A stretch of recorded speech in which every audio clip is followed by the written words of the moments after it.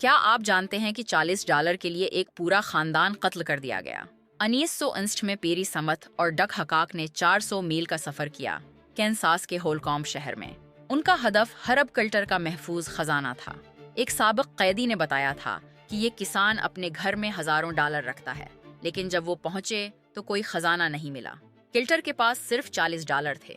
عام چور یہاں سے بھاگ جاتے، مگر یہ دونوں مجرم کچھ اور ہی تھے۔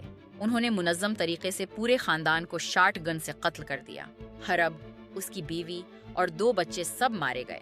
یہ قتل اتنا سنسنی خیز تھا کہ ٹرومن کیپوٹ نے اس پر کتاب لکھی۔ کئی ریاستوں میں تحقیقات ہوئیں۔ آخر کار کینساس جیل کی اطلاع پر دونوں مجرم پکڑے گئے۔ یہ واقعہ حقیقی جرائم کی تاریخ میں سنگ میل بنا۔